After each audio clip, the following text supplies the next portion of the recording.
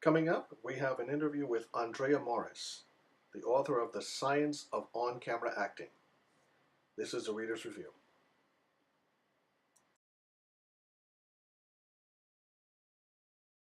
My favorite performers in movies. This is a hard question because there's just so many that I've sort of broken them down. Like I like this actor when working with this director in this genre and stuff like that. But right now I'm producing and directing a film that has sci-fi elements. So I've been watching my two favorite sci-fi films, Primer and Monsters. They were both done on a ridiculously low budget, and it's amazing that these directors had what they had to envision and create to make these films work to pull them off.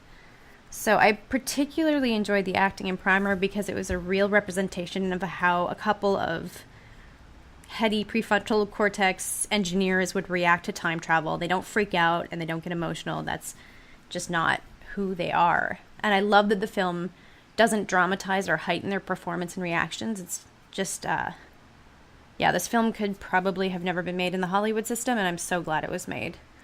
My favorite books are Jane Eyre and Not Wanted on the Voyage. I do actually, from time to time, work with people from different professions. I've worked with heads of nonprofits and high profile litigation attorneys who are frequently interviewed in the media. And others have reported personal and professional benefits from some of the techniques in this book. I think it may be because I try to give an overview of what science is delivering in terms of studies that reveal more about who we are, how we're able to influence our social world, and how we can overcome limitations that were evolutionary adaptations for survival, like in the wild. But these adaptations, they can work against us with respect to goals that go beyond mere survival and reproduction. I do think the science is quite compelling and can offer fascinating insights that have real implications for anyone's life and profession. So I tend to agree that I think a lot of this book, or many aspects of this book, are applicable for more than just acting.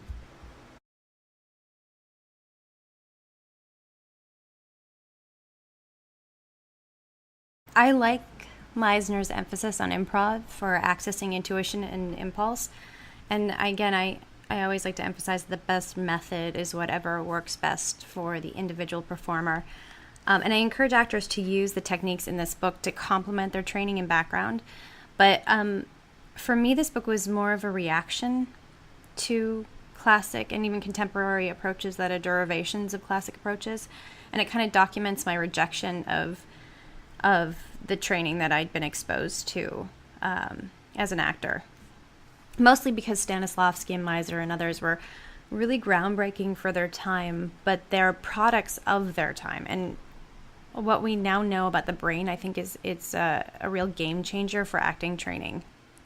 And I mean, we have enough evidence at this point. I think we have enough examples of people with no training or background coming from other professions, or even children who just blow us away with their acting talents and they're winning Academy Awards and growing on their own and repeatedly churning out riveting performances. So if you contrast these examples with actors who dedicate themselves to years of earnest study and training in these classical and contemporary approaches, these actors should emerge as masters in their field if the training is really worth anything.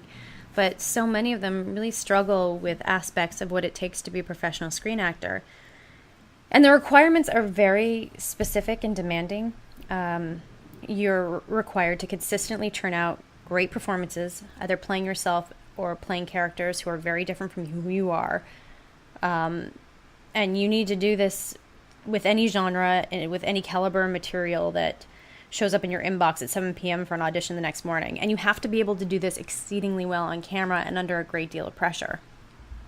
So I think we've reached a point where we can critically examine what's meeting the needs of professional actors and what we can move on from, and what's merely comfort and convention by adopting practical techniques that do meet these requirements and help actors book work and produce noteworthy performances and really enjoy the process.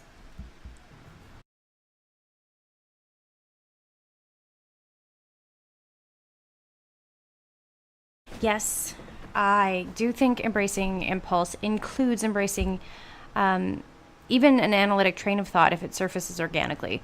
My only aversion to working analytically when breaking down a script and a role for an actor is that the effort that often comes with this kind of work can work against impulse.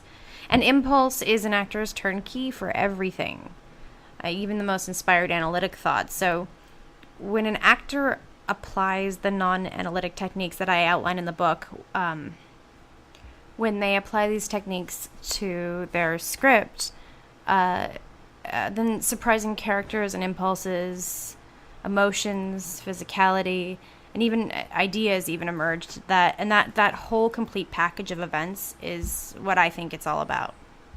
For me, anyway, it's why we do this. But again, I differ from Meisner because I really believe that actors serve the script, and you need to be working with the script, and that impulse can be explored through the analytic script.